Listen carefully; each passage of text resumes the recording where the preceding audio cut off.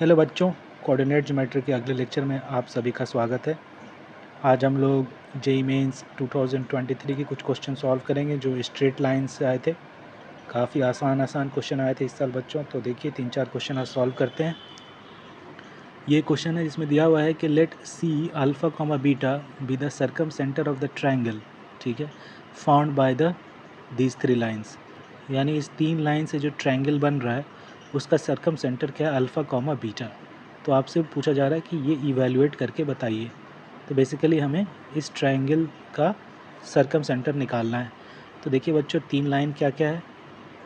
जब इस तरह का दिया हो तो एग्जैक्ट ड्रॉ करने की ज़रूरत नहीं है, बस मोटा मोटी देख लेना है कि क्या है। तो यहाँ पे देखिए एक चीज़ आपको ये देखने की है कि ये लाइन 4x + 3y = 69, ये वाला लाइन, और 4y - 3x = 17, ये वाला लाइन, ये दोनों आपस में परपेंडिकुलर है क्योंकि इसका स्लोप क्या होगा -4/3, है ना। इसका स्लोप होगा -4/3, y = mx + c के फॉर्म में लिखेंगे तो, और इसका स्लोप होगा 3/4, ठीक है। तो देखिए इस दोनों को मल्टीप्लाई करेंगे तो क्या आ जाएगा -1, ठीक है। यानी ये दोनों आपस में परपेंडिकुलर है। तो कैसा होगा, मान लीजिए कि रफली बनाना है। ये लाइन अगर आपका है 4x + 3y = 69, तो ये वाला लाइन इसके परपेंडिकुलर है, यानी कहीं यहाँ है।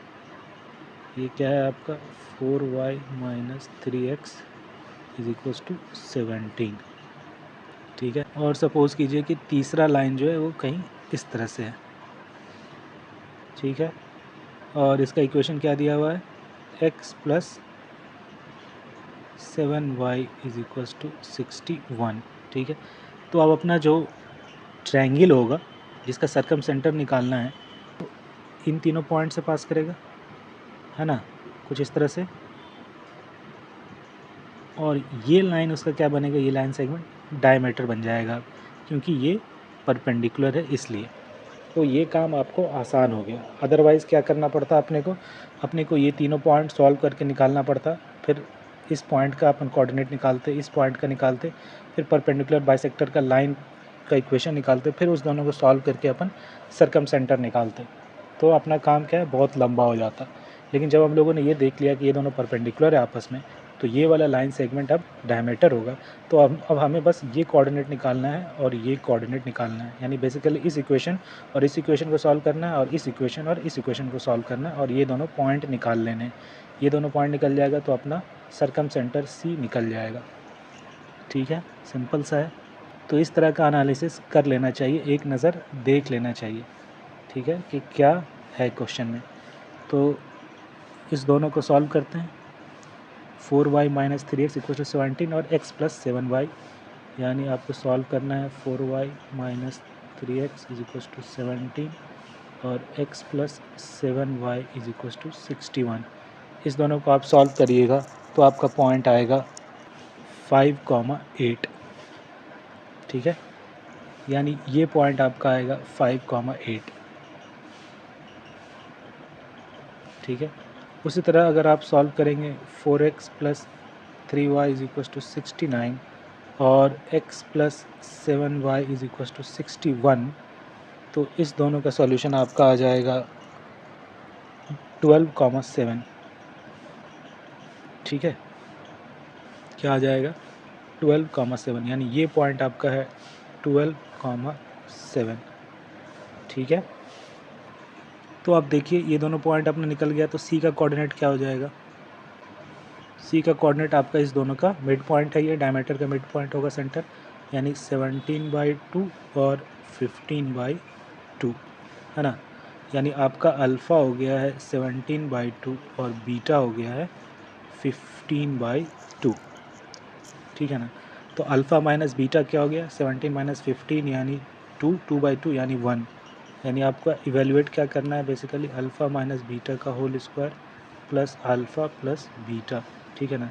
तो अल्फ़ा माइनस बीटा आपका है 1 का स्क्वायर यानी 1 हो गया, प्लस अल्फ़ा प्लस बीटा, ये क्या है, अल्फ़ा प्लस बीटा है 17 + 15 32/2 यानी 16, यानी इसकी वैल्यू क्या होगी 17, यानी बी होगा आंसर बच्चों, ठीक है ना। तो सिंपल सा ही क्वेश्चन था। अब अगला क्वेश्चन देखते हैं। ओके, अगला क्वेश्चन में दिया हुआ है कि if the point alpha comma 7√3/3 lies on the curve traced by the mid points of the line segment of the lines x cos theta plus y sin theta equals to 7, theta belongs to 0 से pi by 2 between the coordinate axis, then alpha is equals to what? ठीक है, क्या कह रहा है ये कि ये जो पॉइंट है this lies on the curve traced by the mid points of the segments of the line between coordinate axis, मतलब अगर ये कोऑर्डिनेट एक्सिस है और ये लाइन क्या है x cos theta plus y sin theta equals to 7, यानी ये लाइन है।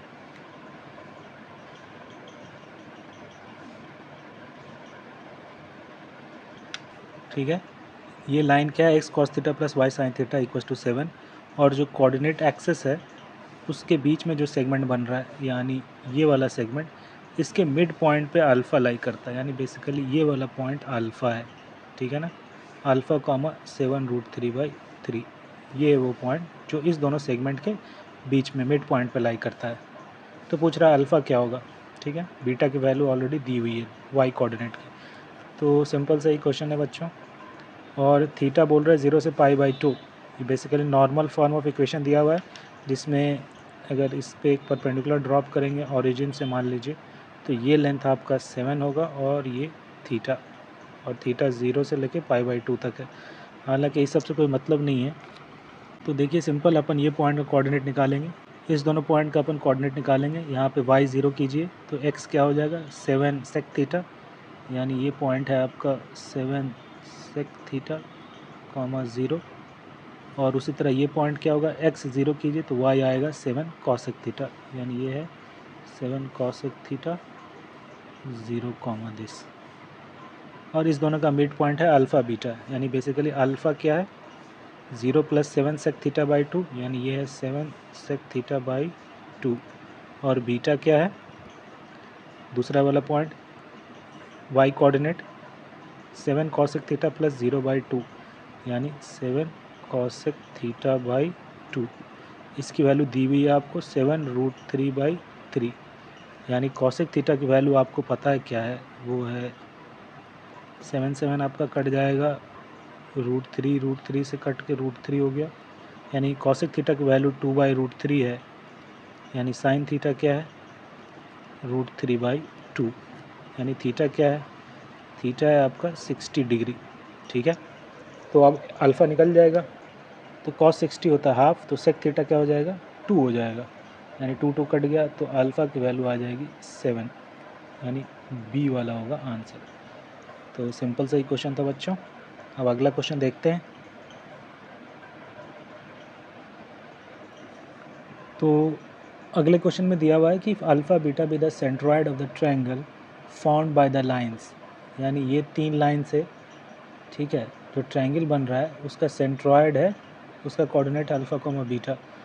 तो फिर पूछ रहा है कि अल्फ़ा प्लस 2 बीटा और 2 अल्फ़ा माइनस बीटा ये कौन से इक्वेशन का रूट होगा, है ना, यानी पहले अपने को अल्फ़ा बीटा निकालना है। तो देखिए ट्रायंगल कैसा बन रहा है, एक है आपका, एक लाइन मान लीजिए ये है, इसको बोल देता हूँ मैं 15x minus y is equals to 82। ठीक है, दूसरा है 6x minus 5y equals to -4, ये मान लीजिए ये है 6x minus 5y is equals to -4,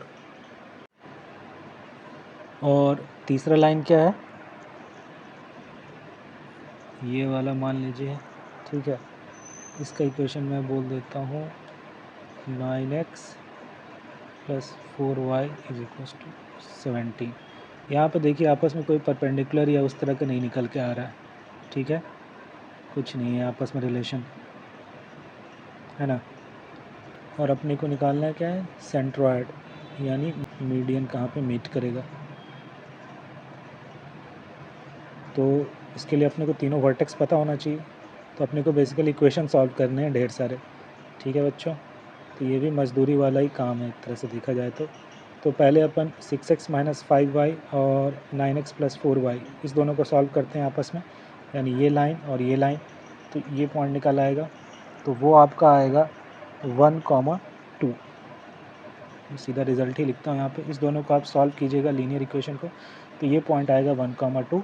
उसी तरह आप इस दोनों को सॉल्व करोगे तो ये पॉइंट आपका आ जाएगा 5, -7, और ये 6x - 5y और 15x - y = 82 को सॉल्व करोगे तो आपका पॉइंट आएगा 6, 8। तो ये तीनों पॉइंट निकल जाएगा, तो आपका सेंट्रॉयड फिर निकल जाएगा, ठीक है ना। सेंट्रॉयड यानी अल्फ़ा बीटा, तो अल्फ़ा क्या होगा, x coordinate x1 + x2 + x3/3 यानी 617 और 5 12/3 है ना, तीनों का सम बाई 3 ये हो जाएगा 4, और बीटा हो जाएगा 8 + 2 10 - 7 गया 3/3 यानी 1, यानी अल्फ़ा बीटा हो जाएगा 4, 1, ठीक है ना। तो आपका फिर ये दोनों क्या है, अल्फ़ा + 2 बीटा और 2 अल्फ़ा - बीटा रूट है, तो आप अल्फ़ा + 2 बीटा निकाल लीजिए, क्या हो जाएगा 4 + 2 यानी 6, और 2 अल्फ़ा - बीटा ये क्या हो जाएगा 2 4 जा 8 - 1 7, यानी ये दोनों क्या है, रूट्स ऑफ द इक्वेशन। तो उसका इक्वेशन कैसा होगा, वो हो जाएगा, इक्वेशन होगा x² minus sum of the roots यानी 7 6 13x और plus product of the root यानी 42, this equals to 0। x² minus 13x plus 42 is equals to 0, यानी बी वाला होगा आंसर, ठीक है ना। तो इसमें सिर्फ मेहनत करनी थी, दिमाग ज़्यादा नहीं लगाना था, और ये सब सॉल्व करने में थोड़ा टाइम लगेगा बच्चों इक्वेशन, लेकिन आपको एग्ज़ाम में पेशेंटली करना है। टाइम रहता है कि कुछ कुछ क्वेश्चन में आप थोड़ा ज़्यादा टाइम दे सकते हो, ठीक है ना। अब अगला एक और ये क्वेश्चन सॉल्व करेंगे। इसमें दिया हुआ है कि अल्फ़ा बीटा क्या है, ortho centre of the triangle ABC, जिसके वर्टिसेस दिए हुए हैं A 3, -1, B -1, 2 और C 4, 5, ठीक है ना। यानी ये तीनों वर्टिक्स से जो ट्रायंगल बनेगा उसका ऑर्थो सेंटर अल्फ़ा बीटा, तो आप इसको इवैल्यूएट कीजिए, ठीक है ना। रफली आप ड्रॉ कर दीजिए, एग्जैक्ट ड्रॉ करने की ज़रूरत नहीं है। कुछ इस तरह का मान लीजिए ट्रायंगल बनेगा,